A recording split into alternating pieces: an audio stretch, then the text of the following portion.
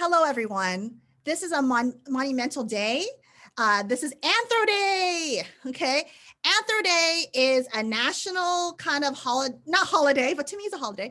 It is an event where we highlight anthropologists and anthropological theories throughout the United States. Now, some anthropologists, what they like to do is they like to they like to have engagement with various high schools or community colleges or colleges. For us at Fresno State, we have invited two world-class premier anthropologists, Dr. Kyeyoung Park and Dr. Diego Vigil. Let's give them a hand.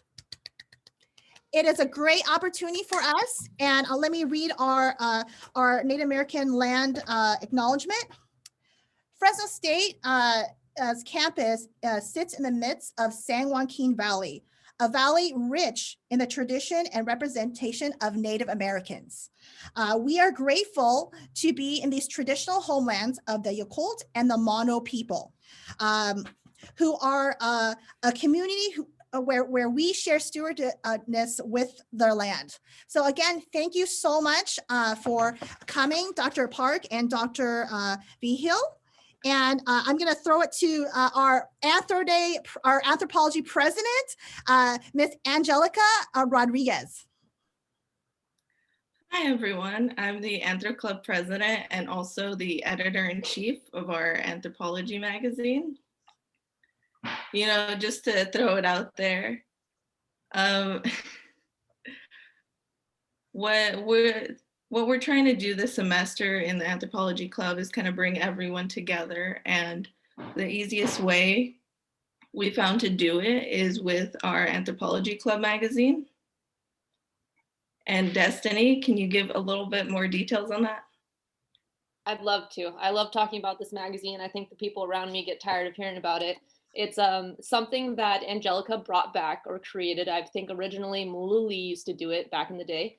So it's basically a way for us to highlight some of the things that are going on both on campus and off campus. I guess none of us are really on campus right now, are we? And so we've done an issue that started out all highlighting our professors. We've done an issue highlighting our students and alumni. Our most recent issue was mostly focused on food, and that was a really fun one. We got a lot of engagement from more of our club members, adding in things and writing things about food and culture and all different things like that. And then our next issue is going to be about love and engagement and romance and different types of love, inspired by the month of February. So we're pretty excited about it, and it's very precious to us. So yeah. Well, thank you, Destiny. So thank you, Malili, for sharing the link. If anyone wants to see our magazine, you can click that link. If you would like to submit anything to our magazine, you can do it at our email. Hopefully Maloli can add that one right now. But going back to Anthro Day, thank you guys all for joining. With COVID, it has to be virtual, but the good thing is that more people are able to attend since it's off campus, which is the beauty and also the bad thing about it. And, just thank you to all the club members that have helped put on this event and everyone else that has been in the background. We really appreciate it. So now let's go to our lovely Presley, who will read on Dr. Park.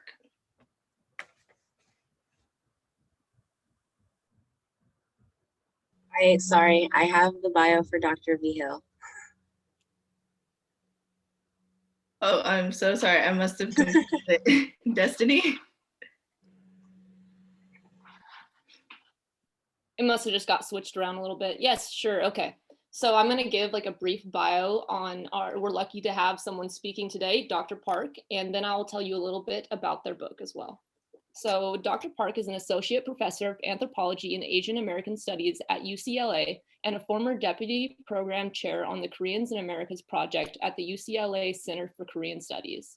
She also taught at Princeton University from 1998 to 1999. She attended Seoul National University in South Korea before coming to the United States for graduate study at the City University of New York Graduate Center, where she obtained her PhD in anthropology. Her book, The Korean American Dream, Immigrants and Small Business in New York City, received the 1998 Outstanding Book Award from the Association for Asian American Studies. Her research interests include social inequality, identity, migration, and transnationalism, political economy and globalization, critical and multicultural theory, Korean/Asian American community, Korean/Asian diaspora, and Korean/Asians in Latin America. Her book, LA Rising, Korean Relations with Blacks and Latinos After Civil Unrest, is about Koreans' revisits the Los Angeles unrest of 1992 and the interethnic and racial tensions that emerged. She examines how structural inequality impacted relations among Koreans, African Americans, and Latinos. Park explores how race, citizenship, class, and culture were axes of inequality in a multi-tiered racial cartography that affected how Los Angeles residents thought about and interacted with each other, and were emphasized in the processes of social inequality and conflict. Please welcome Dr. Park.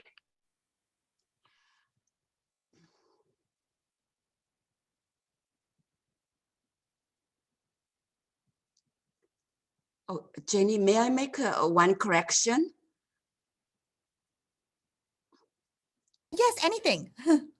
I realized that Destiny somehow grabbed all the bio, and I was promoted to full professor last year. So Congratulations. yeah, I mean, apparently I gave you a new one, but it wasn't really conveyed to Destiny. So, okay, all right, thank you.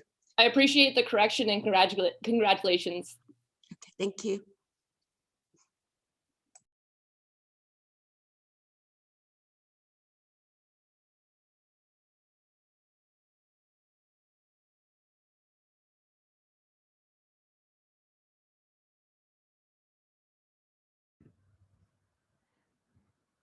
So Dr. Park, do you want to share your screen and start your talk? Or I guess I thought Dr. Vigil will go first, but I guess from the Anthro Club, we will go, well, we read Dr. Park's, I guess, first. So I think we should have Dr. Park do her talk first, and then we'll have Dr. Vigil, just because the Anthro Club read your bio first. So we'll have you go first. Oh, you're on mute, Dr. Park? All right, I didn't realize that I would be the first, but I didn't anyway. think as well. I was like, okay, it's a switch in the schedule, I guess.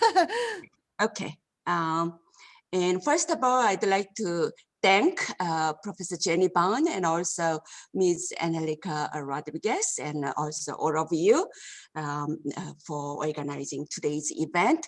Because at UCLA, we don't have it, so I haven't heard about it. So I'm going to mention it to my department. And also it's great to be reconnected with my former colleague, Professor Diego Vigil.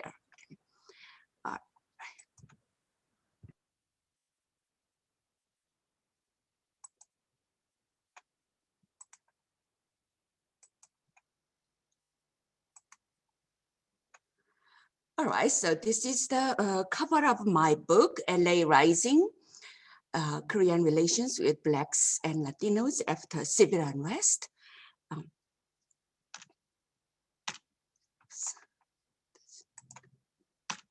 Okay, so I think I know that I have a very limited time, so I directly move on to the thesis of my book. So I conceptualize the most controversial ethnic tension, Black Korean tension, and also Latino-Korean relations. I conceptualized as racialized class and cultural conflicts.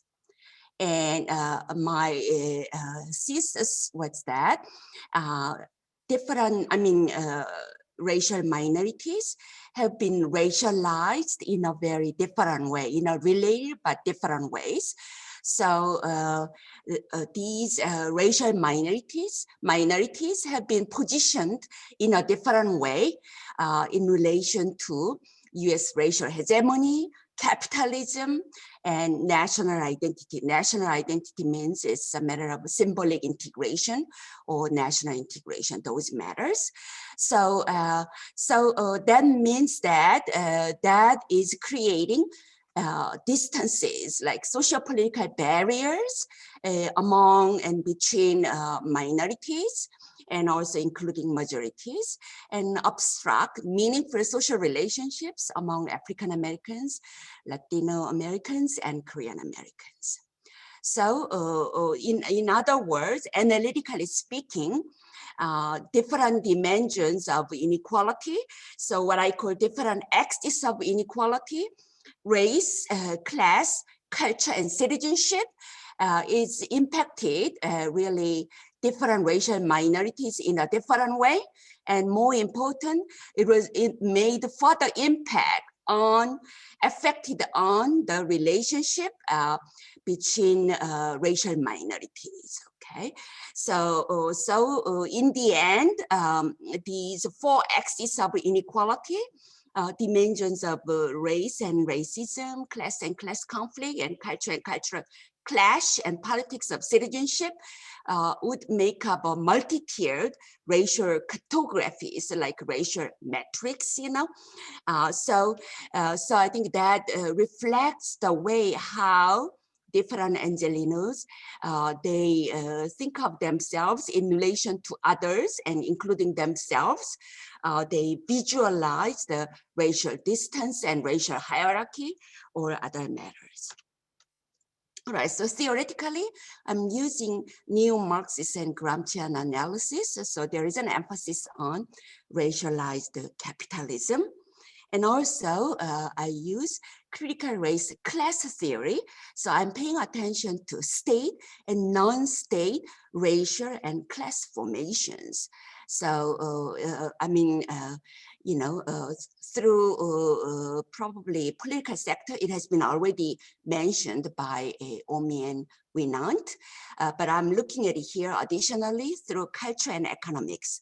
So for instance, in the area of public and political spheres, such as media, criminal justice system, police, and court and educational settings, that how, you know, exclusively white racism has been constructed and racial minorities, that they participated in a limited way. Okay, so yeah. All right, so I call my conceptual framework unitary conceptual framework on inequality. So not just the race and you know, racial conflict, but also class, culture, and citizenship. These would have to view it all together. So a single axis framework, looking at it just you know, in relation to race and racism, is not sufficient here. So we gotta view it intersectionally. How, you know, it works really together in intersectional ways together with, I mean, how race works together with dimensions of class and national belonging, other matters. So we see how different groups are racialized in related yet distinct ways, and also analyze the importance of social class, citizenship, and culture in structuring interactions. Right, so I used intercessory ethnography.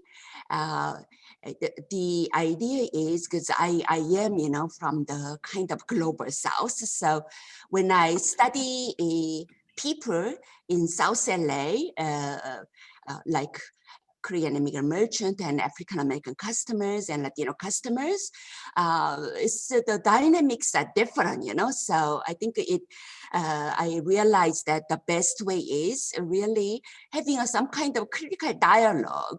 And also I do have a social responsibility, because I'm not just simply anthropologist and researcher who would collect data, you know. So I used the processual analysis. That means that really how Black orientation, Latino Korean relations developed in a particular way.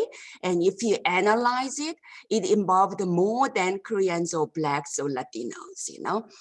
So I also used ethnographic interviews, particularly racial discourse, and also some participant observation, including direct observation of the interactions at Korean-owned business establishment, such as a liquor store in South LA. All right, Black Korean tension has been ubiquitous in 1980s, but since I don't have time, so I'll just skip. Yeah, so I already made a point that for my African-American interviewees, Korean grocer who killed African-American teenager over the dispute over shoplifting, received the same sentence like the white American police officers who beat really Rodney King, horrible way that he couldn't even stand up, and yet they were found not guilty. So same thing happened. So Korean grocer received a racialized sentence, not a black sentence nor a white sentence. So I think that is how what I call triad, not a dyad. All right, so just to refresh our memory about the 1992 Los Angeles Civil Unrest, it was almost like 30 years ago, right? So I already explained, and there are important social facts. So it led to so much, financial and other kind of damages in LA, and half of the were Latinos, and 1 in 3 were African Americans. So, so I think that's why I decided to expand it to include Latinos. And surprise, my Latino interviewees, they would really attribute Latino participation has nothing to do with Rodney King beating, nor with even Black Korean tension. So I think, but they did talk about Latino participants were standing up against racism and capitalism. So I think that would explain. And more than half the financial damages have been done to the Korean American community, particularly Korean immigrant, small business owners. And at that time, around 1% of the population in LA were Korean Americans. All right, so it started with a well-organized rally in front of Parker Center, really condemning, police violence, which has been very prevalent in the history of LA. And this was the entry point to Koreatown. And this was what happened to one of my interviewees. So he lost everything. He was a liquor store owner in South LA. And you can see, even after the unrest, if you look at the graffiti there, I don't think we can deny the, importance of Black Korean tension and Korean grocer Sun Ja-do and African American teenager Latasha Hallinstead Easton. It is written there, but unfortunately, media, displaced entirely onto Black orientation, as if it has nothing to do with, white racism or white over Black, that kind of a conflict. All right, so Korean American community organized kind of the largest rally in Koreatown. So analytically, this is how I explain Black orientation. So these 4 dimensions of axis of inequality. So race and racial conflict, and citizenship, politics of citizenship, and cultural clash, and class conflict. It operated all negatively. In the end, it led to 4 degrees of separation. ethnic tensions. So when I talk about race and racism, I already mentioned white racism at criminal justice system, but also, you know, Korean merchant, their biological racism toward African-American customers, and also African-American customers, their Orientalist and nativist racism and prejudice toward Korean Americans. I mean, what I call subaltern racism, it all played into. And Latino-Korean relations has a different dynamics. So race and citizenship didn't play negative role, but culture and class, mostly class, because majority workers at Korean immigrant-owned business establishment, they were Latinos. So the labor relation has been most important. So I would say that it led to 2 degrees of separation and 2 degrees of convergence. And right now it is, I would say, respect for caution, you know. All right, so analytically, I would say that we are moving from white, you know, black, binary, bipolar racial system to multipolar one. So it's very complex, and otherwise we are not able to recognize the complexity of racial politics and racial identity, and also white supremacy operates in a different way. All right, so racial cartography, as I explained it to you, it is really visualizing kind of field of racial positions. I mean, how majorities and minorities, they have a racial power, you know? So what is their racial status and entitlement? Also distances, yeah, and tension. So I use the concept of cognitive mapping yeah. Okay, I will. So I think we need to recognize that really minorities have been stratified in a different way. Yeah, so I will show you just, yeah. In a way, African Americans, they was telling Korean immigrant merchant and to a lesser extent Latinos, just saying that because you make more money, that doesn't mean you have a higher status, you know. I think they have shed their blood, sweat, and tear, and yet they were not redeemed. So asking Koreans, particularly Korean immigrant merchant, is saying that you know, you gotta participate and you gotta protest and you gotta earn the membership in the U.S. You know, yeah. Nation states. So I think that's how I will show you this model is kind of flexible. And I think this racial distancing, maybe you haven't heard about it. And this is really how different minorities, they see themselves how close or, you know, far away from other groups. All right, I already explained this. So for instance, national racial cartography looks like this. So here, Asian Americans are most recent immigrants. So in terms of x-axis, they have a long way to go. And to the right, there is a Native Americans and African Americans, but you know, their socioeconomic indicator is higher, so they are high. But African Americans in the future, if they make progress, then they could move up. So I think that's how we see how African Americans see themselves. They are far away from Asian Americans than any other groups. All right, in LA, more or less Latinos, because when we see who founded LA City, then it's mixed race people, mostly from Mexico and including mixed race African Americans. So they are more moved to the right. And in South LA, actually Latinos socioeconomic indicator is worse than African Americans, so they are positioned lower.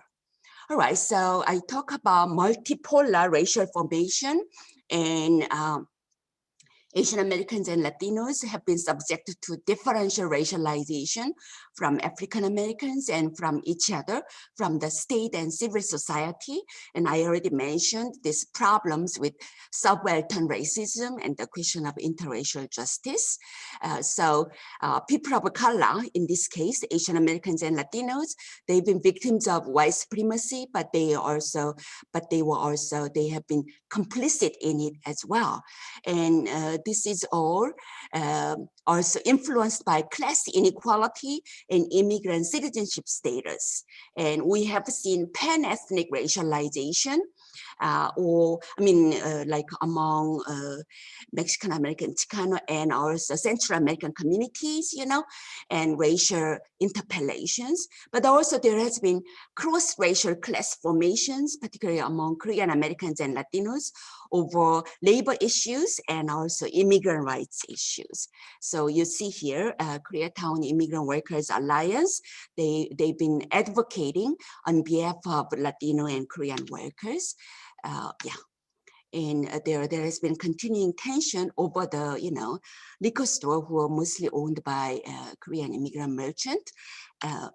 But finally, 2 decades later, then both African American and Korean American community leaders, including Latasha Allen's family, they met together, tried to reconcile, to commemorate the death of Latasha Allen's.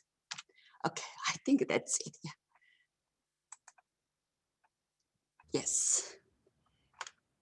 Thank you, Dr. Park. That was amazing. And thank you for sharing your deep scholarship. And this is a wonderful opportunity. And again, congratulations of becoming a full professor at UCLA. Excellent.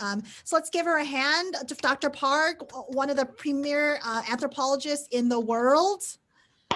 Okay, so Anthro Club members, now you have a game 1. Yes, I'll share my screen. You don't have to.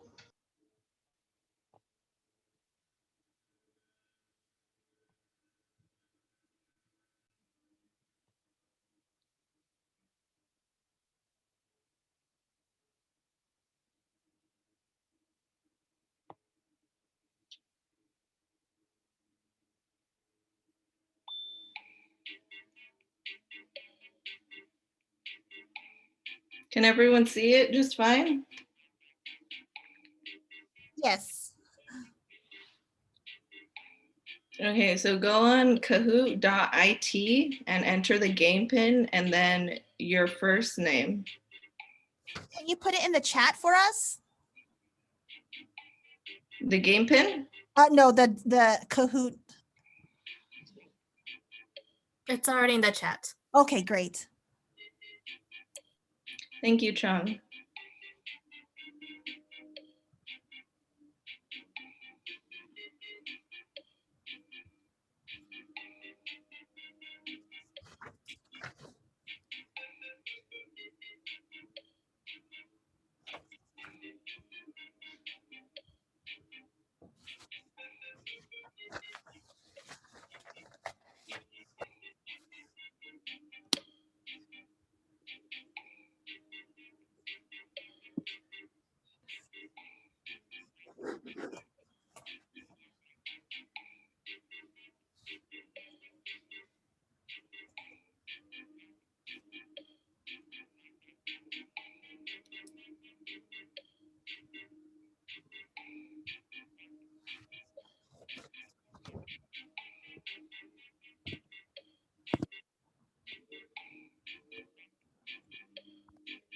Or I'll give it 1 minute more.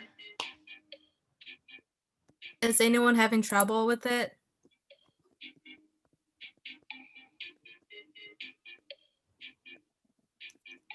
Maybe not.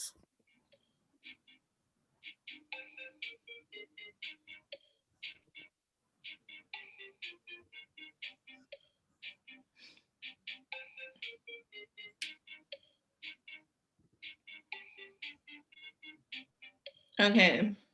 Oh, okay. All right, I'm about to start it.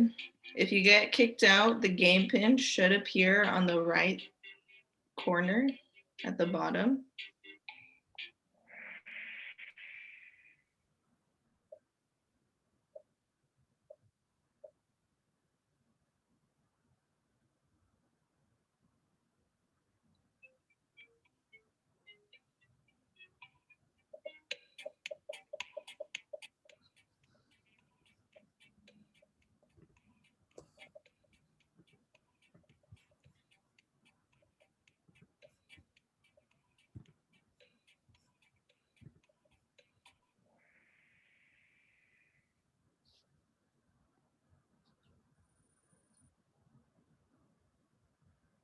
All right, next question.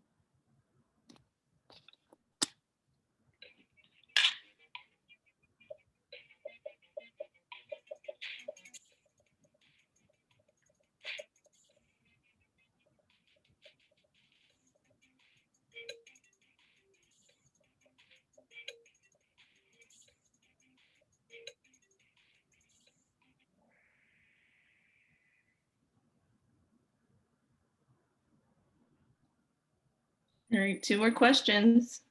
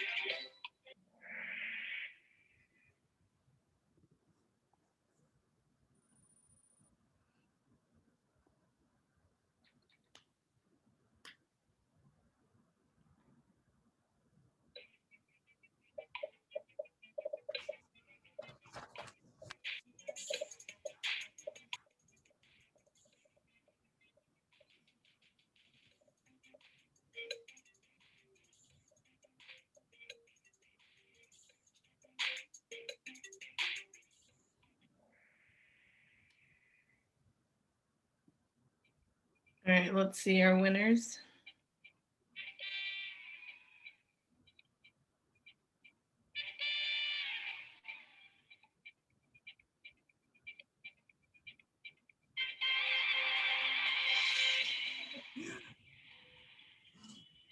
Well, all right, great job.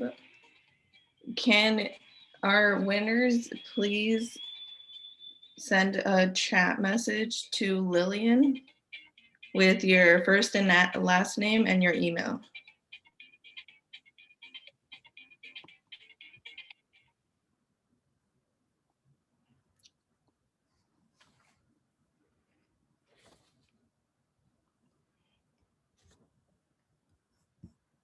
Great. Anthro Club members, please read the bio to Dr. Diego Vigil.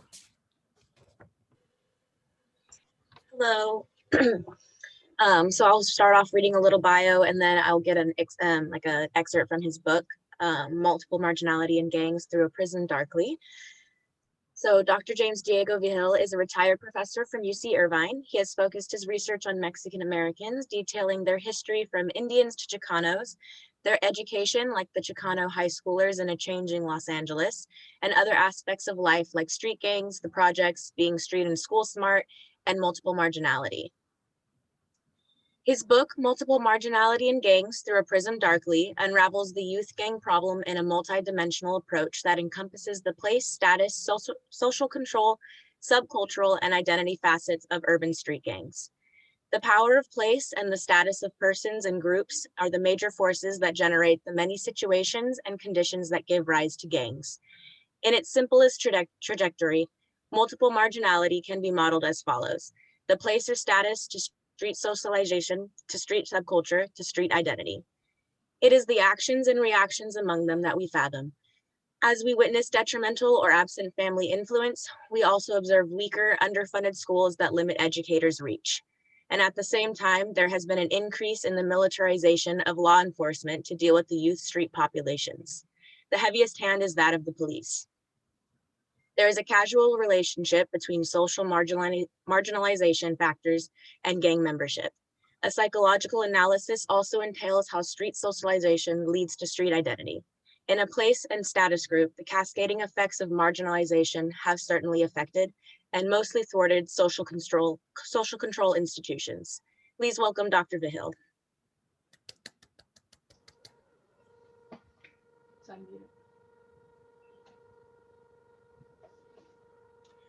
First, I want to say hello to an old friend and colleague. I don't see him in my faces here, but I imagine he's still in the crowd, Juan Garcia. Hello, Juan. Anyway, the presentation that was just made, I appreciate.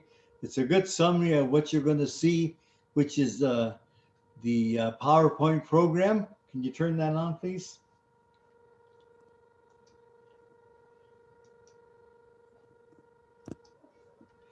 As an anthropologist, I look at the social issues multidimensionally, and that's what multiple marginality is. It can't not be just one factor. It's so many different factors, as the summary of the young lady outlined. So I just want to just quickly, briefly go through some of those factors and then show you this big mumbo jumbo anthropological screen that has all the different factors, how they are interconnected, and what are the major issues within each of the factor. For instance, on the left-hand side, you have macro historical and macro structural forces. And that means like racism, social and cultural repression, fragmented institutions as people adjust to their society. And then, of course, the macro structural ones are immigration, that immigrant populations suffer through a lot of different changes, a lot of adjustments, adaptation difficulties arise because of that. And anyway, from there, the arrows, as you can see, begin to push in the upper part of the diagram. You see the arrows pushing to the right. The biggest arrow, of course, is macro structural, macro historical. And then it pushes and changes family life, how you adjust economically, and what kind of identity results when families and schools lose out in the battle of the streets, and then the street identity overwhelms many of the youths in low-income areas. Here is the main factor of immigration. A lot of people don't factor in how this is an issue that needs to be addressed. Blacks coming from the south to urban areas, that's part of a migratory stream. Chicanos and Mexicanos coming from Mexico, Latin America, and then you have Asians, particularly the Vietnamese, and to a degree, Koreans and Chinese at certain phases, not necessarily now.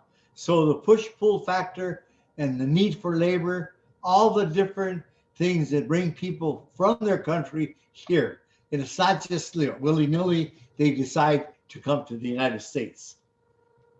And then here's an example of some of the workers in East LA that I got to know and interviewed. On the left, those are chicken factory workers, and they have to wear those hats, those plastic covers to keep their hair from getting into your Popeye or Colonel Sanders. And on the right, an immigrant family, very appreciative. They're in a small little apartment. They have running water. They have heat. They're not like people in Texas right now. Here are the examples of different enclaves, different barrios, different neighborhoods. In the area of Greater Los Angeles, there's so many, literally dozens and dozens. And this is just a select portion of East Los Angeles and some of the closer rural areas. And then you could see the illustrations, grape pickers, white fence in a gully, the railroad workers, and then the Pico Gardens housing project, where I conducted a 3-year study and living among the housing residents, understanding the gang and the everyday life and dynamics of non-gang families. And here's again some of the buildings closest to the Pico Gardens housing project and their rundown nature. Many of them are used as rave parties by white middle-class kids who come into the inner city with a truckload of police officers in order to give them security, but then they sort of party in a low-income area and make a lot of noise till 3 or 4 in the morning. That's very common. And then the railroad tracks, they go to nowhere. And here is an example of one barrio that's so segmented, so divided, and it's a major highway on one side, a railroad on another, a small river on one side. It's about 2,500 people, the size of a peasant village, which I became familiar with when I did research in Guatemala in a Maya village. And you have these little enclaves, and they call it Northtown in the newspapers in the major leaders of the area. Going north from there up, you go to the high school, and it's amazing. It's this Cucamonga means sandy loam in the Indian, California Indian language. And if you go up that highway for 2 miles, you go to the high school that services that area, and it's called Alta Loma. What a juxtaposition. A high hill as opposed to sandy loam people. Really a nice example of what we have in the lives of the people there. Here's another barrio right below the 60 freeway, which becomes the 101 freeway. And you see the cars up on the top, on the left-hand side, and down the bottom, and there's still dirt roads there. And it's houses, and this is like the 1980s, 1990s. And we have this kind of backwardness so close to the city. It's about a mile or 2 from downtown Los Angeles.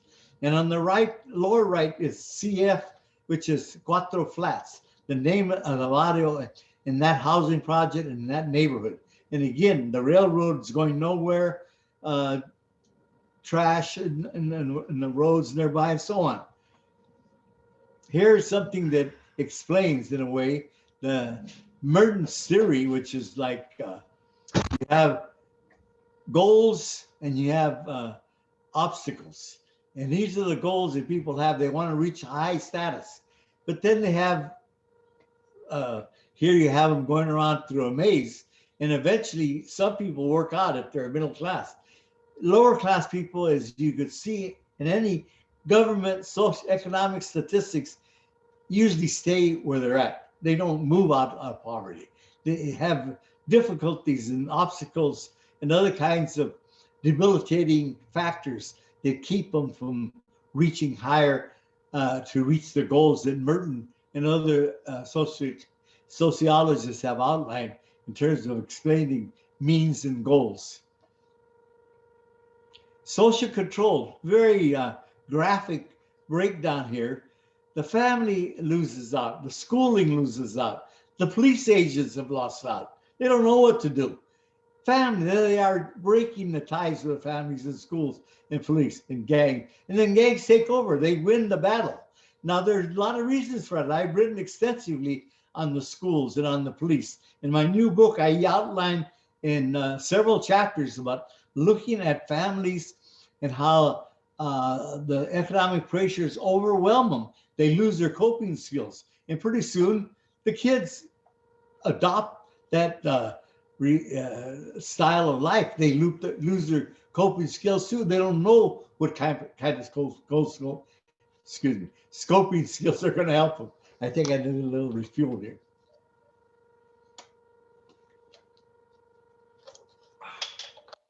So, a lot of questions you might have on these issues. This is a family, upper part of the family is a family. There's 12 kids.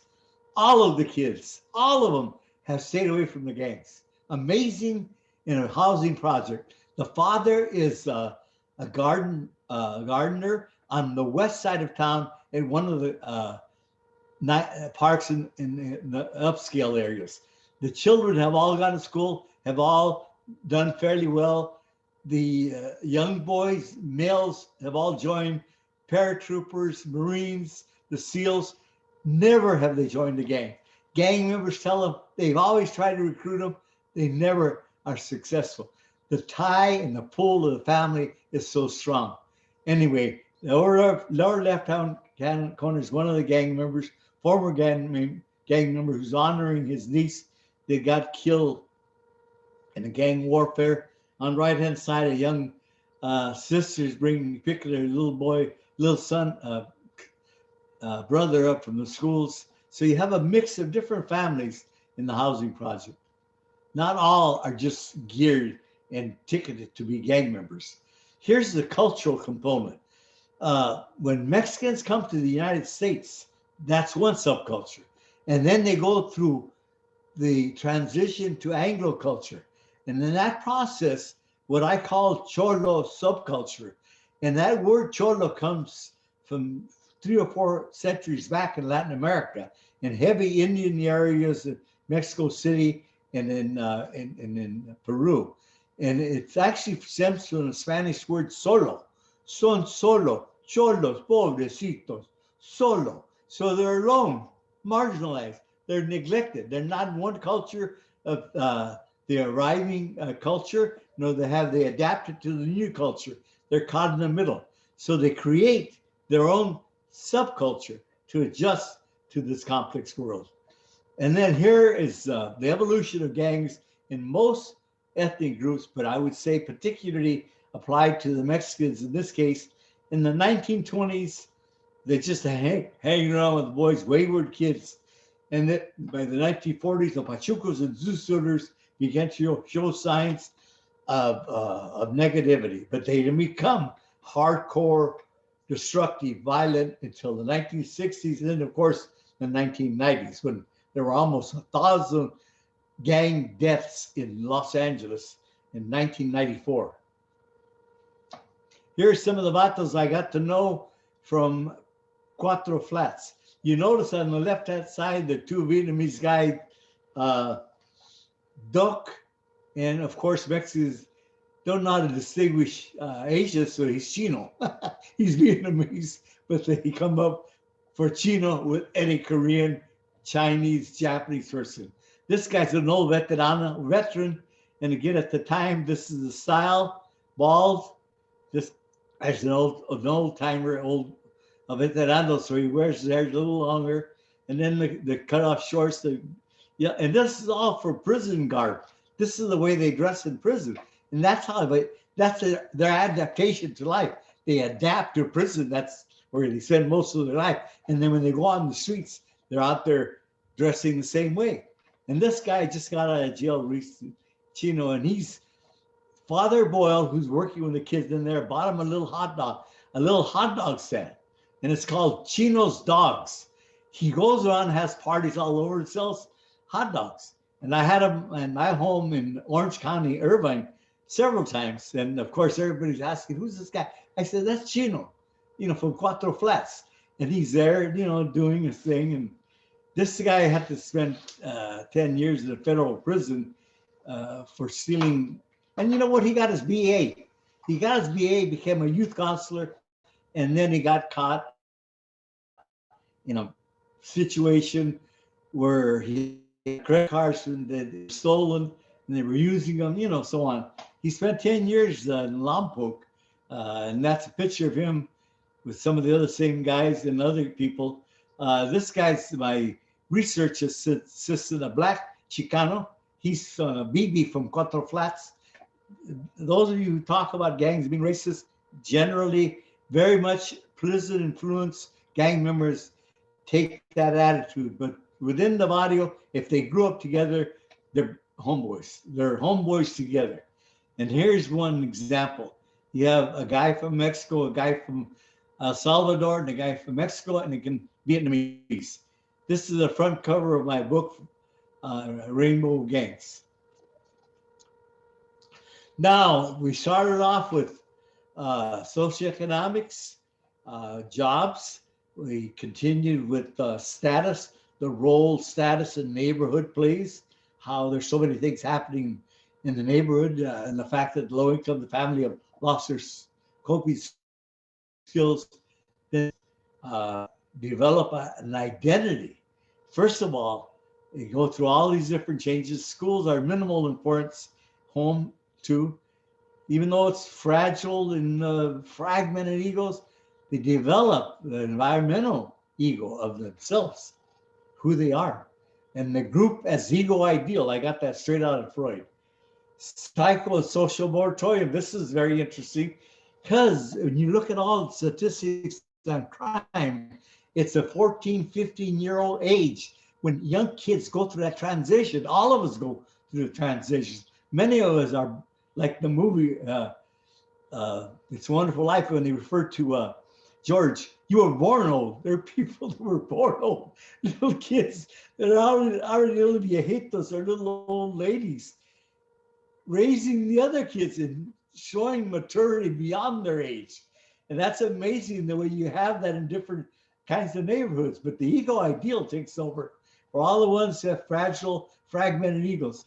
No better way to show complete ego than having your identity associated with a barrio, a neighborhood, the group is ego ideal. In a way, you develop a monster ego. If anybody tries to kick your ass on the streets, if you have a tattoo of your gang on your body or your person, that can serve as an obstruction, and at least make the attacker weigh carefully whether they attack.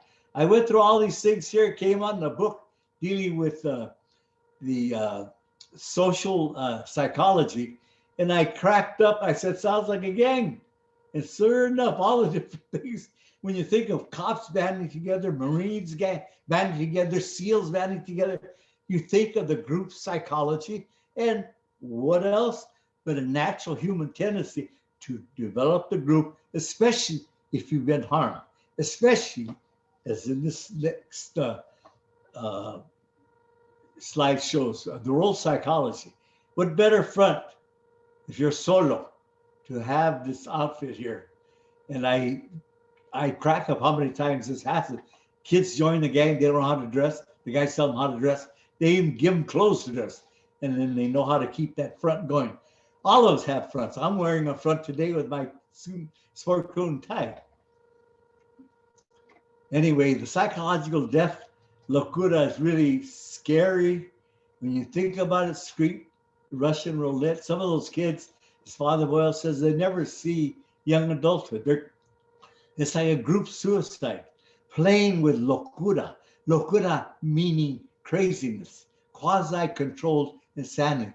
Drinking, taking drugs can help you be insane, can help you be a good act, if not an actor.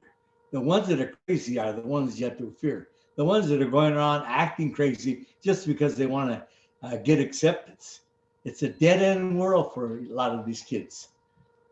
And in conclusion, a cross-cultural competitive assessment is also useful, which I did in the book, A Rainbow of Gangs, Parallels and Similarities with Other Aspects of Human Development and Human Characteristics, Social Control Breakdown. That was a major issue with me because we could really do something about that.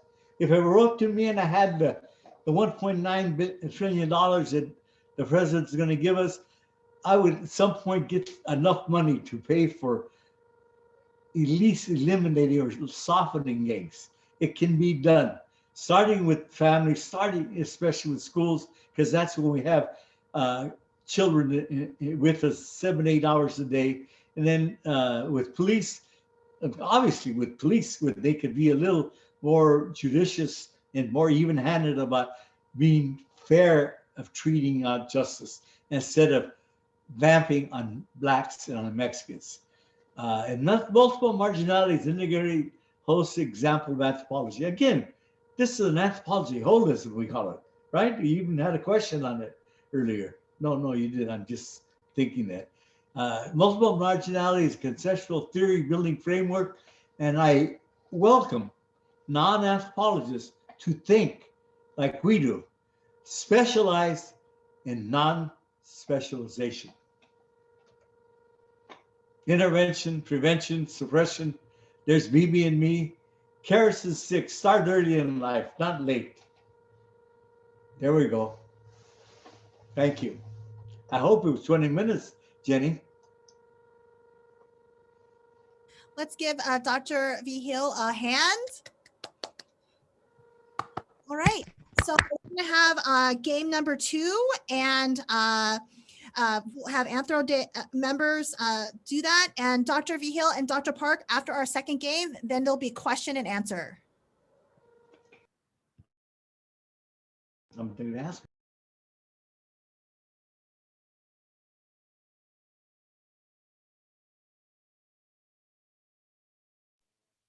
All right, can everyone see the screen? Yes. Okay. The game pin is loading.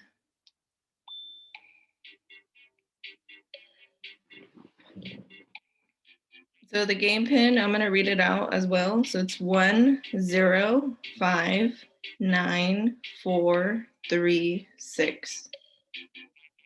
And I want to ask that the people that won in the first game not participate in this one.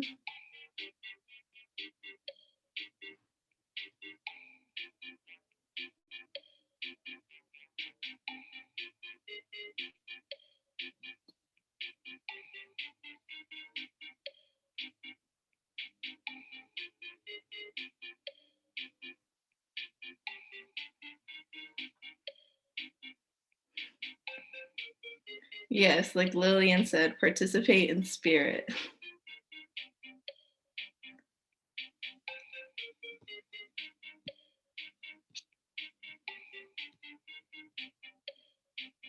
I have a question. Yes. So is it just for Anthro members? Because I'm from another class and I just came here for It's the open sheet. for everyone, Jer. It's open for everyone. Okay. All right. Just making sure.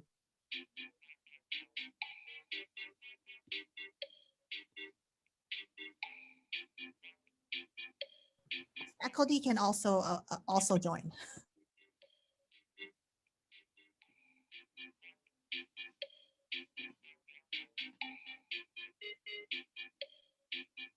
All right, I'll give it 1 more minute.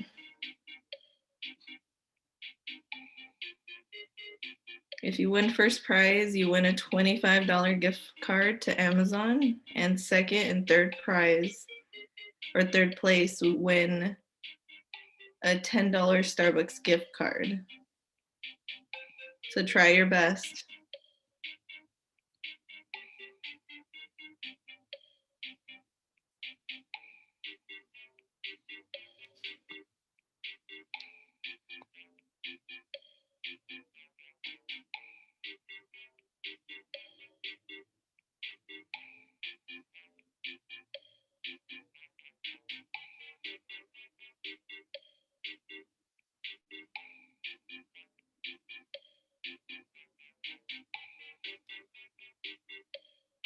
Okay, I'm going to start. If you ever get kicked out or anything, the game pin is going to be on the lower right corner.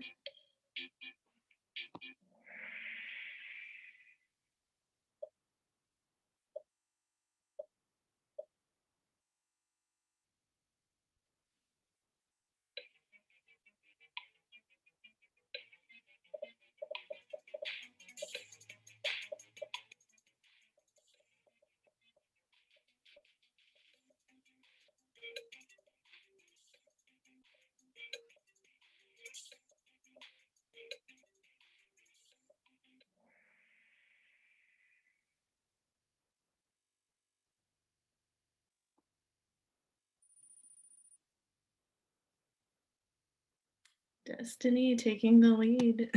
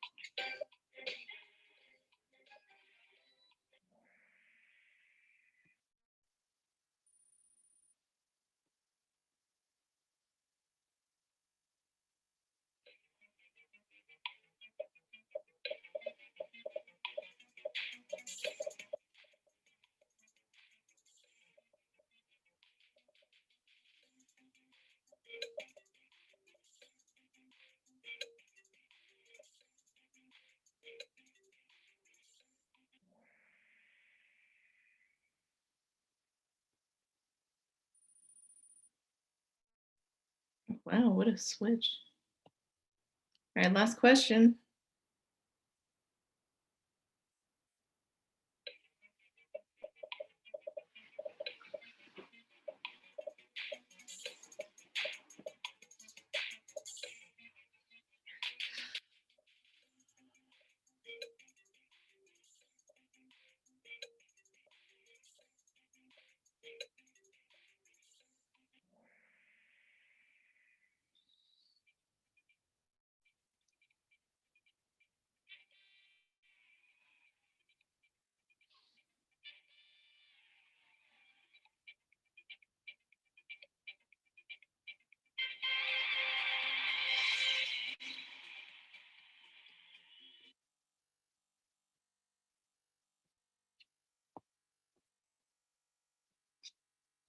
All right, well, great job. Winners, can you send your first and last name and your email to Lillian? All right, wonderful. Thank you, Ms. Angelica. So now we're going to have question and answer for Dr. Park and Dr. Vigil. So if you unmute yourself and show your video. And I want to really encourage the faculty and staff here. We have two of the most eminent, distinguished professors. So feel free, faculty and staff, to also ask your, very important question as well. Welcome. Any questions and just unmute yourself and you can just ask directly a question to Dr. Vigil and Dr. Park.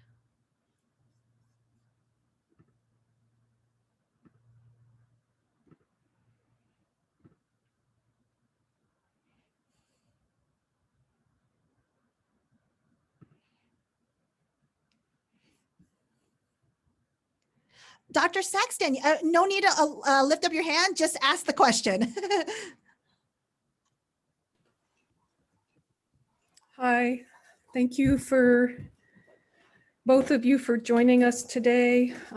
Sorry, I was listening and reading at the same time, but as I was listening, I really appreciated Dr. Vigil's sketches of the community and wanted to ask more about how and why those came about. And then my other question is for both Dr. Park and Dr. Vigil. I have my environmental anthropology students here today and was wondering if either of you or both of you could share your perspectives on how your work might intersect with environmental justice in the city. Thank you. Well, the first thing that has received a lot of attention is how the environment is polluted by oil, smoke, exhaust, a neighborhood where people could dump trash, all the other, what I call the farts of humanity, seem to reside in the lowest income areas, as if the population there doesn't have enough obstacles and enough difficulties in life. I think of one example in East Los Angeles. This is 20, 30 years ago. They were going to build a new state prison. And of course, where did they select it? Right in East LA. Okay. So they figure since all the criminals are there, why not make it easier for the family to put the prison in their backyard? But of course, the people rose up and objected to it because there were already a number of different detention facilities, incarceration facilities, and other neighborhoods that had been used as a dumping ground. So the people projected. The mothers of East LA, the women, the mothers of the community got together and organized and resisted with the leadership of a political leader, Gloria Molina. They succeeded in stopping that action and moving them someplace else in Central Valley. Unfortunately, probably nearer to Fresno than would many of you probably feel there's so many prisons in the nearby Central Valley anyway. But that's one example. But then pollution in the air, high rates of cancer and other kinds of respiratory illnesses. And then again, that's just the physical results of those farts, right? But let's talk about law enforcement, and let's talk about teachers, two areas that I have done some extensive research on in terms of the breakdown of social control. The police, for instance, seem to have two standards when it comes to meting out justice. When they go to a low-income area, when they go to a racial minority area, they shift into a different mindset, and they begin to treat populations like they have no power, which they don't, but then respect and decency and civil treatment is supposed to be part of their array of techniques. And instead, they just go around bopping on heads, arresting people. Earlier, you asked a question about the gang injunctions. The gang injunctions are aimed not to get rid of the violent gang members. I've done some testimony in court, and I have the expert of all time, a professor at the Long Beach State, another state college where I went to school, by the way, Alex Alonso. He's done extensive work on it. He's a geographer, and he looks at gang injunctions and he says, why is this gang picked and not that one? The police say it's because the most violent gangs are the ones that they aim the gang injunction on.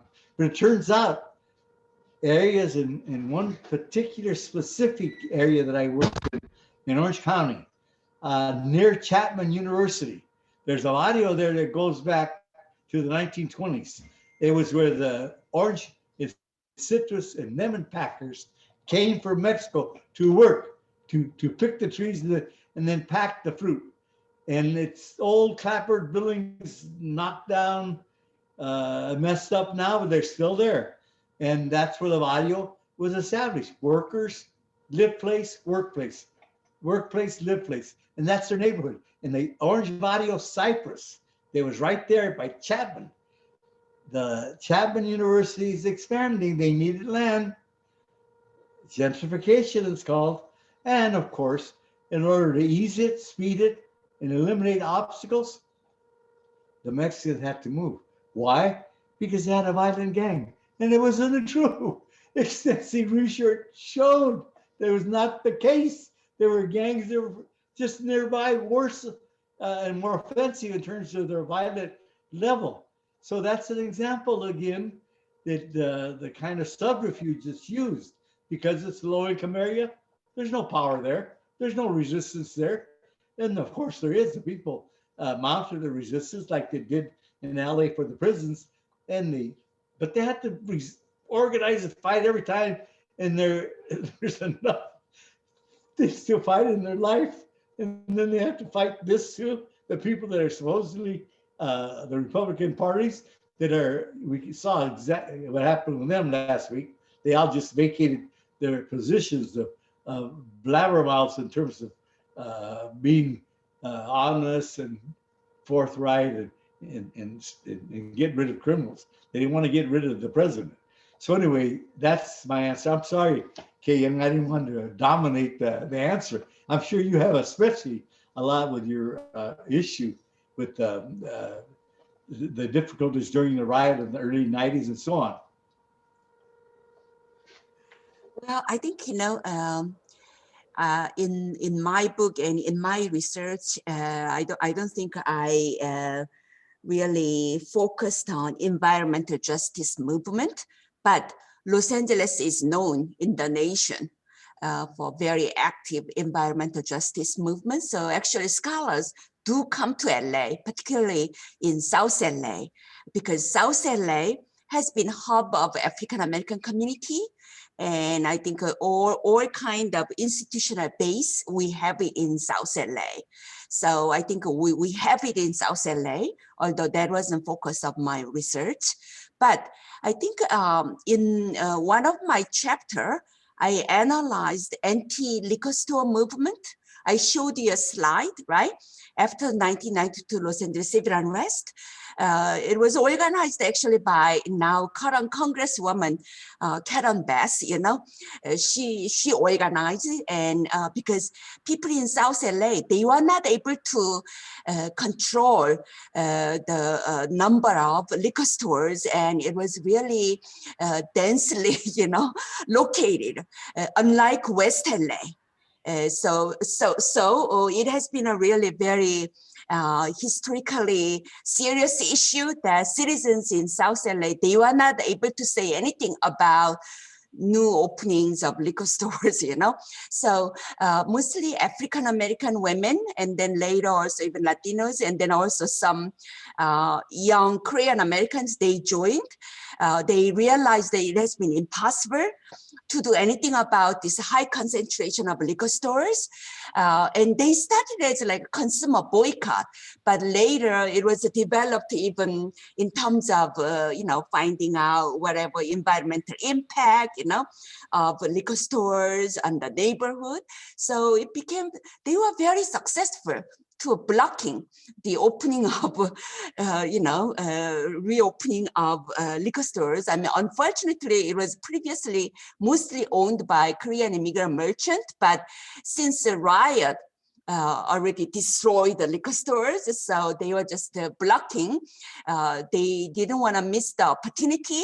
They thought that, you know, if we can block the opening of, I mean, rebuilding of these liquor stores, in a way, they've been achieving a lot. So I would say that indirectly, although it has started as a consumer boycott, but anti-liquor store movement has developed very successfully. Unlike other African-American Black nationalist capitalist movement, it was mostly organized by women, African-American and also Latina, and also young Korean Americans. You know, so I think later it was related to, again, environmental justice, those movements, yeah. All right, I think there is a question at the chat box. Maybe Professor Vigil wanna go ahead to answer, because there is a question to both of us. So the question from Destiny is, my question for both Dr. Vigil and Dr. Park. Did you have a mentor early on in your career? If so, what role did they play? Let me answer first, if you don't mind, Kyeyoung. Yes. My main and most serious and consequential influence was in elementary school. I had a Black teacher, male, who once called me a lawyer because I argued because I wanted to play caroms even though it was past the deadline. And he looked at me, and I never had anybody lift my ego like that. And when he said, "You should be a lawyer," no one ever said, you know, anything uplifting like that. And the interesting thing about it, I found out later, he wasn't just a Black teacher. He was in the first, you know, what do they call that group? The Tuskegee, the Tuskegee Airmen, Black Airmen. They were played a role in World War II, and he was one of those guys. He was a gunner on an airplane. So Mr. Thompson is like the single person in my mind that I think if I never thought of myself egotistically being a lawyer or being a teacher or being a professor or being a writer, anything. And he lifted it up. That was a great plug, Mr. Thompson. Thank you. Yeah, I think I will say here, I acknowledge that I had one of the best mentor, actually Professor Roger Sanzek. He's seen as one of the best urban anthropologists.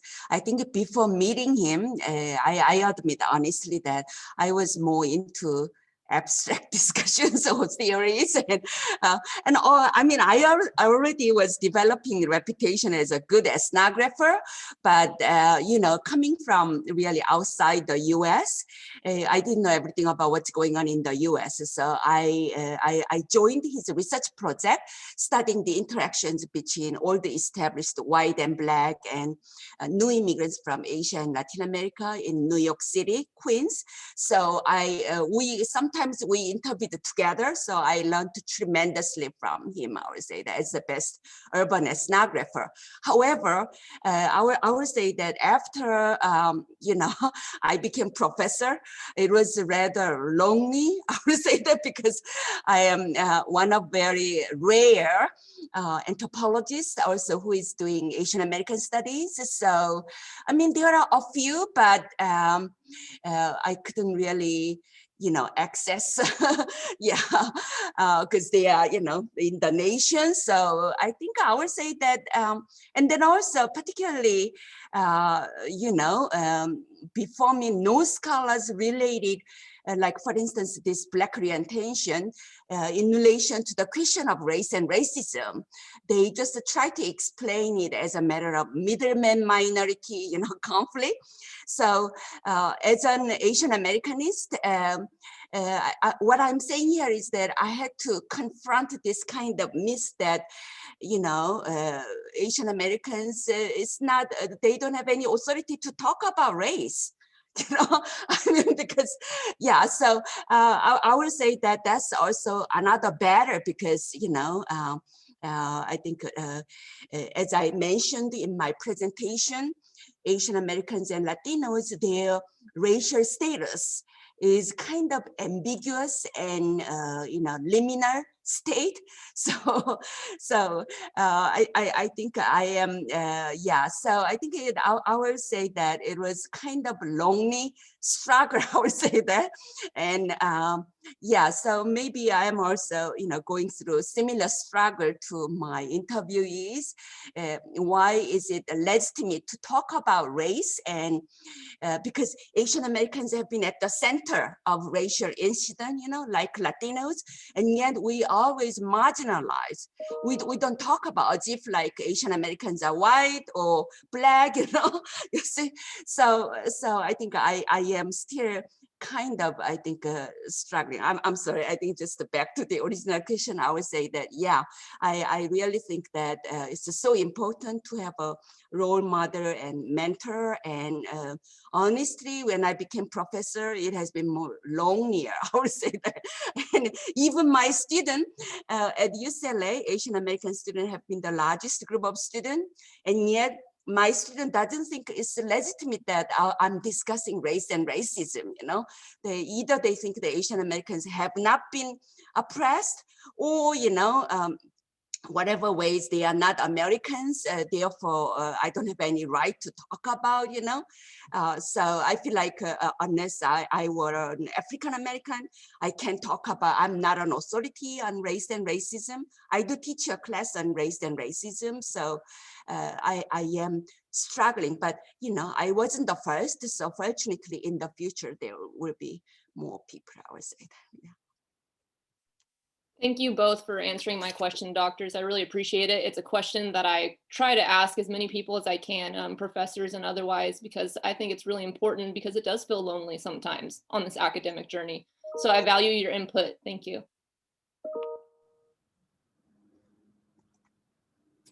So there's a question from Chong, and a question for both Dr. Vigil and Dr. Park is, what are some advice do you have for anthropology students? Just general advice or specifically on study preparation, how you go to graduate school and so on? Any specific question or just general? Just general. Okay. Well, keep your eyes and ears open. There's an old gesture in Mexican culture without a word being uttered. Do a lot of looking and listening. And you realize that's what we do. We do a hell. Some people think we're snoops, but we're not. We're trying to find out what the dynamics are of any particular social issue. And sometimes because we have a natural inclination to look at human behavior and answer questions about why in the hell are we doing this? I'm sure, Dr. Maloney and others were wondering what the hell happened at the at the recent impeachment hearings with all the Republicans, they were not that enthusiastic about sending somebody to jail for breaking the law. And then I listened to a former Republican turned, Lincoln Project, a guy named Snyder. He was on Bill Maher the other day. And he said as soon as that people breached the Capitol, they should have been shot. And I've been thinking about that. That's a hell of a terrible way to deal with violence. But you know what? Unfortunately, we have some crazy, President Biden said it the other night. We have demented people. There's some wackos out there. And there were 5 lives lost. There could have been more. And they were looking for Nancy. Poor old Nancy. She's never done the thing to anybody. And then, of course, they were looking for Pence. He's been a damn good vice president. Very obedient, doing Trump's bidding. They want to off him too, or make his life uncomfortable. So I would say my advice to young students coming up who are interested in the field of anthropology, you learn a lot about listening and seeing, and you sharpen it as you become more adept at the methodology that we prize. We go into the field, we get next to people. As an anthropologist, doing gangs is very unusual. There's only a handful that I know that do it throughout the country. And the rest of them, sociologists, they pick one issue, they pick questionnaires, they talk to the police, never to the gang members. We go out there in the field. And the field means like right next to where people are living, and talk to them. Why are you a gang member? And they tell me, yeah, I'm messed up, or why do the police treat you this way? That's the way they always, things of that nature. You get some pretty good information when you're close to the horse's mouth. Again, as I said, specialize and non-specialization. Well, I would say that it's great. It's very promising that now ethnography, anthropologist research method, right, is getting very popular. Everybody, even outside anthropology, they will introduce themselves as an ethnographer. And it is true that it's not just anthropologists, but also even sociologists turns out to be a good ethnographer, So it's really great. Ethnography research method is popular. But on the other hand, I think we are increasingly we are receiving questions. What relevance, what you are doing is what relevance it has on what's going on in the society right now. So I think, those days where anthropologists would collect just exotic butterflies, it's over. And every day we are confronted. Why you are studying, for what?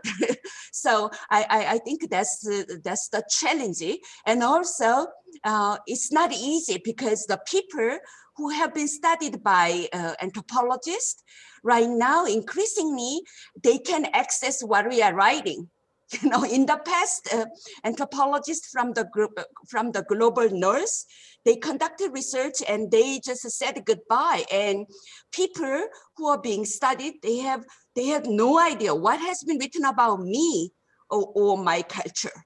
But now these people are challenging. They can access what we are writing, how we conduct our research. So I think it's not easy, I would say that. Yeah, but maybe, in this way, we can make anthropological business a little bit more democratic, I mean, the question of reciprocity, so it's a lot more challenging, I would say that. Even in my case, I would say that, yeah. So I think that's our talk about the kind of opportunities and also challenges in confronting anthropologists or future generation of anthropologists. Thank you, Dr. Park. Thank you, Dr. Vigil.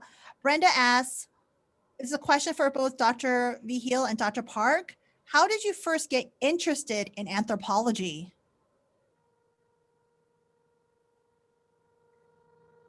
go ahead. I don't know if I'm still on. My daughter left the room, but can you hear me? Yes. Can you hear me? Yes. Can you hear me? Yes. Oh, initially, I went to college because I was trying to make up for the years, the 12 years I wasted in public school. And I went to college to like get my high school degree, my college degree, but actually I was getting my high school degree. And then I loved history at the time. And I majored in history and in education because I wanted to be a high school teacher and coach football and track after school. And in the 1960s, all the changes that were occurring in our country affected me. And I was reading more than I even read in college. And then I got turned on to the possibility of graduate school. So I went back to graduate school in history initially. I spent a couple of years in history. And then a friend of mine that was getting his degree in anthropology, he told me of a fellowship. I didn't have a fellowship at the time. It was a long story about how I got divorced and I had to pay child support, but I needed money, more money than that I could afford to actually go to graduate school as a history major. And he told me it was in anthropology. So I turned to anthropology and I continued and I pursued it. I still keep my hand in history. At a community college, I taught for 10 years, and then I taught history and a little anthropology. And eventually I'm in the transition to universities in anthropology. And I had already taken a lot of courses because even though I was a history major, I was taking anthropology courses. And it turned out that the anthropology courses were grabbing me more than the history courses. For one thing, I didn't like to wait till people died in order to get their records and write a book about it. I wanted to talk to live people. So anthropology, we're into the living reality. So we go out into the world, we see people all the time, we go to neighborhoods, we do a lot of archival stuff too. That's part of anthropology, but talking to real people in real places about real dynamics of their life. That's what caught me. Well, actually, at my undergraduate in South Korea, actually, I majored in biology.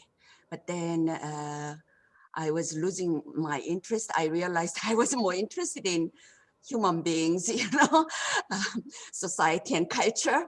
I was experimenting with whatever flies, So I was shifting. I minored in anthropology, and I was thinking about sociology and anthropology, and I realized that in anthropology there are more role models like Margaret Mead, women role models. And then also growing up, I realized that people interpreted even cultural reality in a different way. So I realized that if that is a social fact, I better analyze it, in different society. People read it, they give a different reading and why it became like that. And then also how to analyze it. So I would say that that's how I began. My interest in broadly literature and comparative cultural history, but I think I debated between sociology and anthropology, and I was more interested in maybe individuals than just talking about social structure or social organization. So I do read a lot about sociology because I do have my interest. Research topic is also what sociologists are often interested in, but I approach it in a different way, So I would say that that's how I chose anthropology. So we have a question from Sujay. He's asking for Dr. Vigil and Dr. Park. How social justice is not only relevant, but also important to anthropological study from your perspective?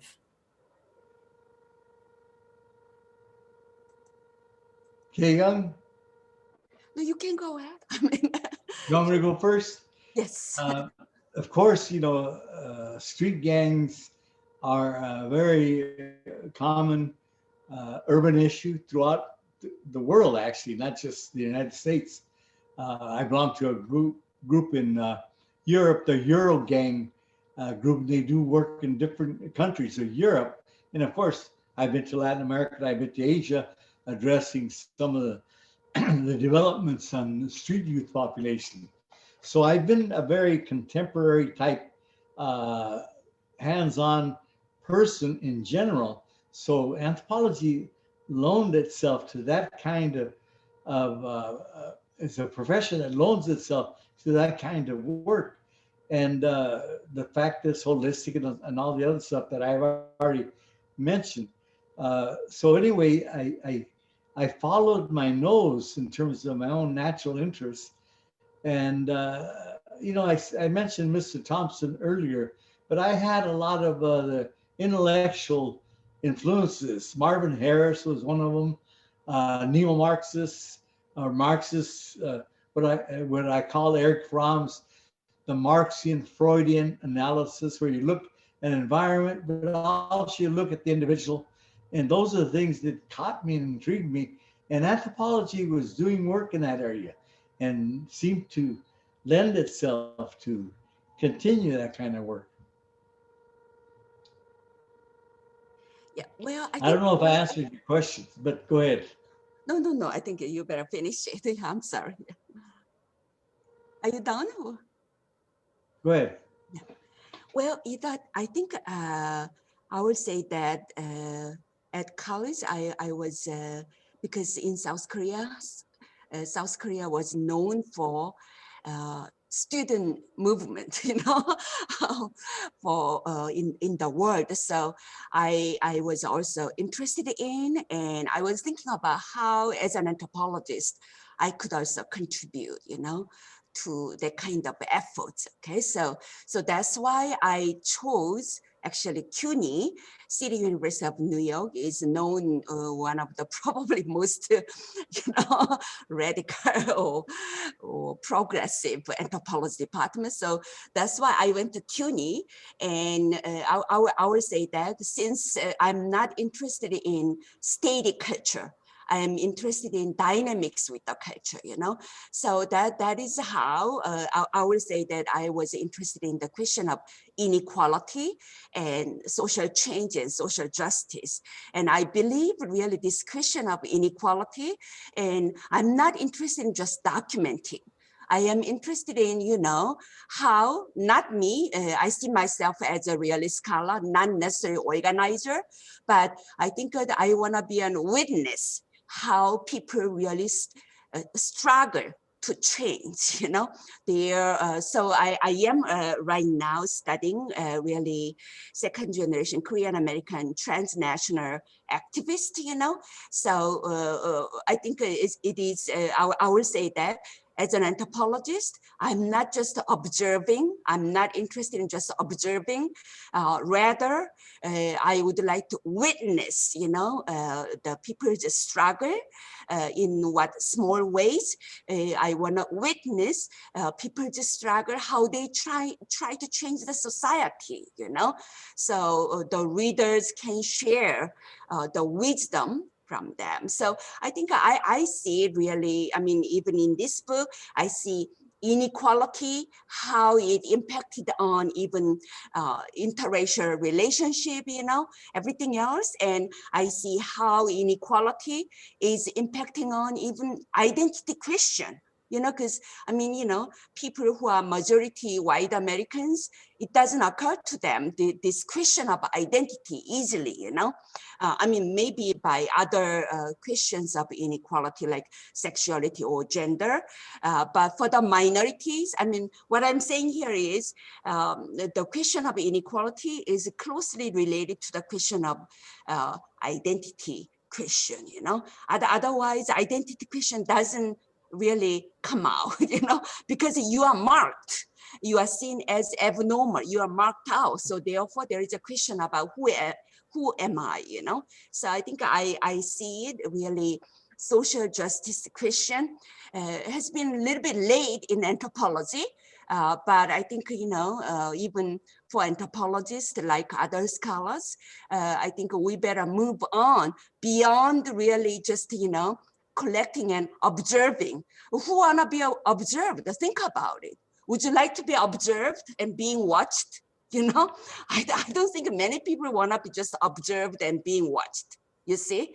So I think as Shepard Hughes talked about, I think anthropology should be humanist and like this kind of witnessing, I mean, she called it as a womanist anthropology, but I think not just, observing for the sake of observing, but in a way, witnessing people's really struggle, so I think that's how I related to the question of social justice and inequality.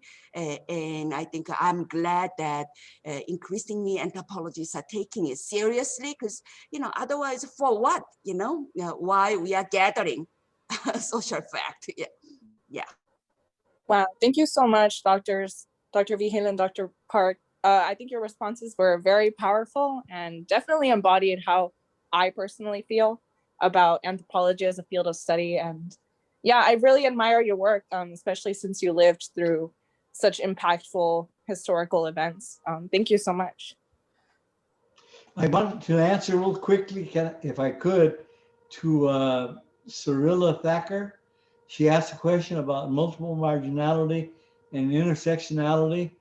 I wrote about multiple marginality in 1983 in an Urban Anthro journal. And I think the woman that's become famous for the lawyer, Black lawyer, 1989, I think she wrote about intersectionality. I'm not saying I got the scoop on her, I'm not doing that at all. But I posited the idea of multidimensional based on my anthropology training. The fact that we look at holistically at different things. And then as I began to analyze the data from the gangs, I realized they were not just one factor. Some guys joined because of individual psychological reasons, but they're all possessed all the other attributes that made that the case. And as far as female gangs, I would recommend Professor Kolb, K-O-L-B, or email me, vigil@uci.edu. Jenny will give you that. And I can give you more detailed information about different people that have written about female gang areas. There's still a lot of work. There's a professor at UCLA, Mendoza, your colleague, Kyeyoung. She wrote about gangs. There's a book on the subject. So anyway, there's a lot of new stuff out that would help you sharpen your nails and teeth and your listening and hearing skills in order to find out more about that from people that know about that, who live in that community or familiar with the subject. Anyway, thank you, Jenny. And thank you, Professor Melody, for having us here at Fresno State. I always enjoy going to my homeboys, the Bulldogs. That's the street gang in Fresno. And that's not is that the football team too? Okay. So I see Yang, you also put a question. So let's keep it 1 to 2 more questions at the end because we still have a game and I want you guys to get your prizes. So let's quickly do the last 2 questions and then let's get to the game.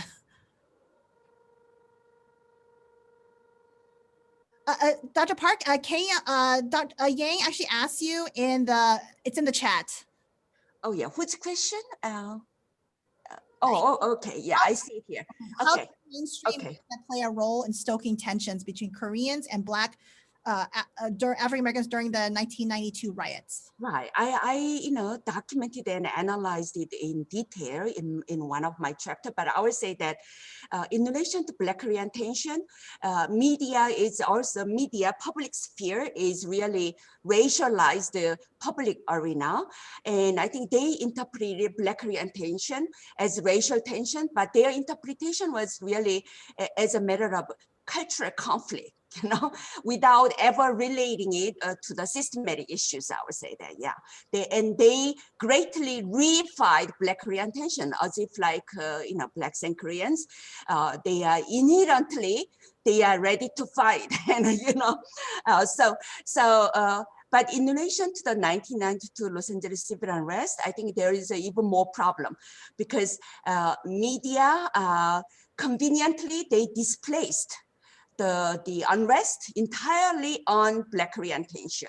You know, when they saw rioters moved up to Koreatown, and also in South LA, most merchants were again Korean immigrant merchant, and riots started by looting and attacking, you know, Korean immigrant merchants. So mainstream media thought that it was just very convenient, you know, instead of talking about, you know, white over Black racism, I think they started to show videos about Sun Ja-doo and Natasha Harlins, that incident, really, you know, time and again. So I think they really displaced entirely 1992 Los Angeles civil unrest on Black orientation, as if Rodney King was beaten by Korean immigrant merchant, I would say that. Yeah, so yeah, and together with the police. Lillian, jump in there. Hi, yes, sorry. I want to first thank you, Dr. Vigil and Dr. Park, for coming. Can you guys hear me all right? Louder. Okay, sorry about that. But I want to thank you both first for coming. It was fantastic hearing from you both. But my question is for Dr. Vigil. So initially, when I hear about your research with gang activities and interviewing gang members, my learned response is that that sounds dangerous, which in and of itself is part of the problem. So my question is, how can we start seeing the portrayal of gangs from what they currently are in media to portrayals of at-risk kids who are now acting out of necessity and banding together out of necessity? It's not as difficult as you would think. There are, in every neighborhood where gangs exist, there are cultural brokers. Anthropology coined that term. People that are in the know, that are in the middle, in the edge, but nearby, who know who you could talk to them, they could broker you in. Father Boyle is one I got to know. He's a priest in East LA, very well known. I went to see him. I said, hey, blah, blah, blah, I want to do something on families, blah, blah, blah. And he said, oh, okay. He took me to a family that was already working with the kids and the community. And he says, blah, blah, blah. I found out later from the actual gang members that he brought me into their house. He had a lot of trust in me.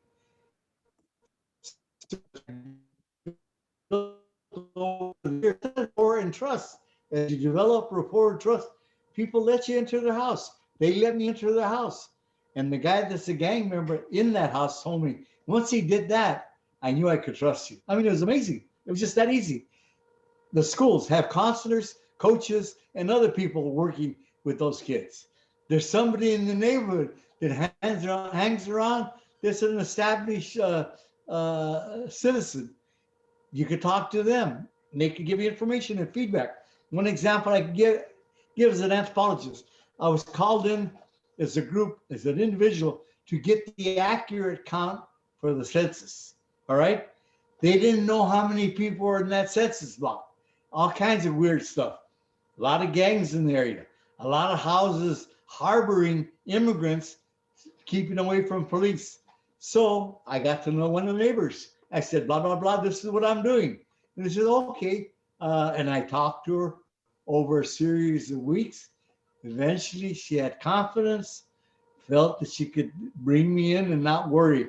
See, that's one of the things about anthropology. And I pride myself on that. I did work with the present chief of police in Los Angeles, Matt Moore. He's now the chief of police. But 20 years ago, he was the captain of the Rampart Station in Pico Union, where the Mana Salvatruchas 13 is pretty heavy. And when I was at UCLA, I went to, Jenny was my student there. And I went to see him. I said, I'm doing this work on gangs. I want my students to have access to the community. And I have this model that I'm working on and I need your assistance. And he's an intellectual. He said, Sounds interesting. He got intrigued with the ideas. He said, sure, do your thing.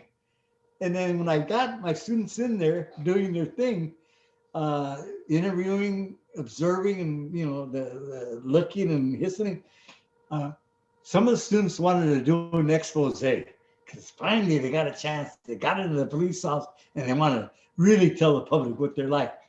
I stopped them and I reminded them of a guy from Stanford. You remember Maludi, Professor Hatch? You remember when he went to China and he started looking at female infanticide?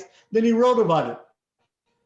He was drummed out of anthropology. They got rid of him because you're not supposed to do that. When people let you into their house, you keep their house sacred. You don't go there to snitch on them and eavesdrop on them.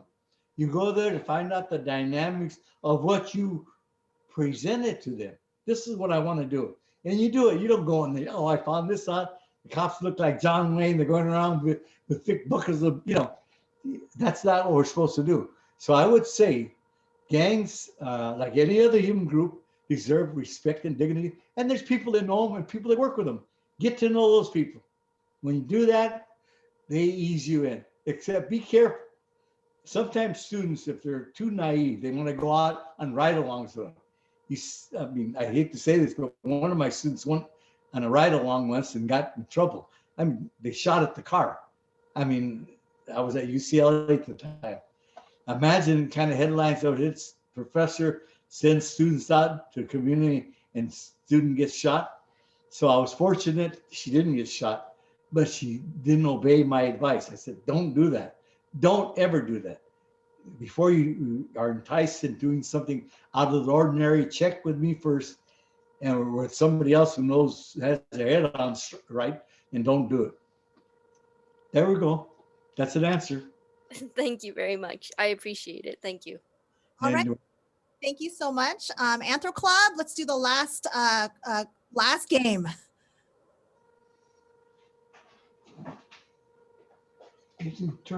Well, this one isn't going to be a Kahoot. It's going to be a type in. I'm going to type in the question and anyone can type in their response in the chat.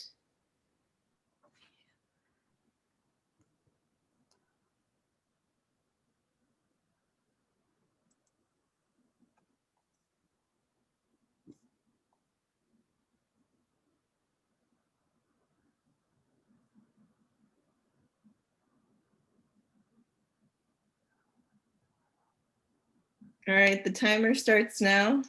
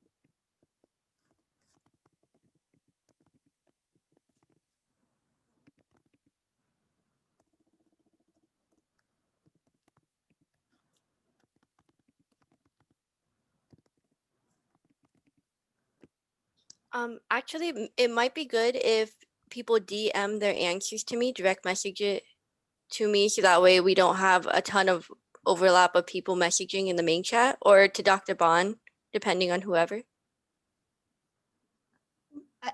Angelique, since you know the answer, I think it's best if you take that one, you and Lillian.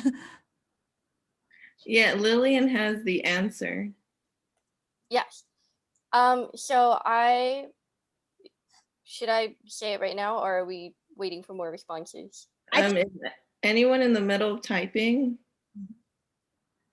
Lillian, since we're at time, so you're going to call the winner.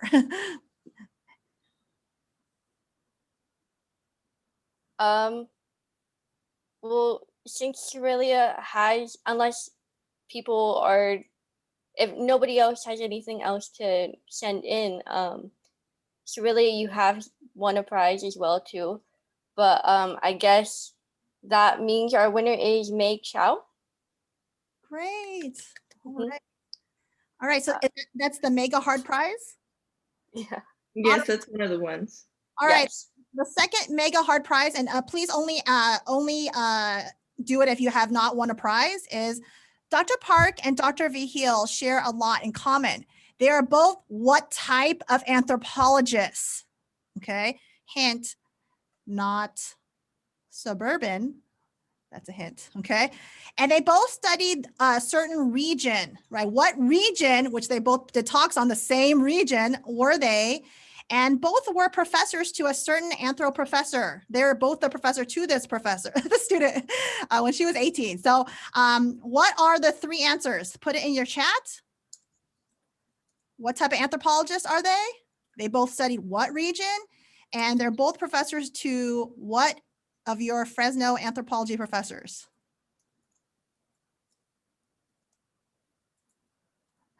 Dr. Vigil already told you. That was the secret. All right. Sujay, you have won the big prize of $50. Oh, Oh my God. some people direct messaged me for the second question as well. Was it? And it looks like Veronica sent urban anthropologist as well, right at the same time. Was it LA and Bonn as well? Um, The answers? yes, I see Los Angeles, but oh, yep, and Bonn. Okay, that's fine. Both of them will win. Sujay and Veronica, send your email to Miss Lillian, and both of you are $50 winners. All right, everyone, let's take a thank you to Dr. Vigil and Dr. Park. I feel like I'm 18 again. They were amazing. So thank you so much. All right, so that concludes Anthro Day. And Dr. Vigil, Dr. Park, just you know, I want to thank you so much from our Anthropology Club and myself. I'm just feeling a lot of feels right now because I'm just feeling like I'm 18 again. So really, I want to just also, I also want to thank Dr. Maluli, Dr. Park, Dr. Saxton, Dr. Vigil, Lillian Sandoval, Destiny, Patricia Fernandez, Chong Hang, and Dr. Delcourt, would you like to say anything at the end? Just a thank you.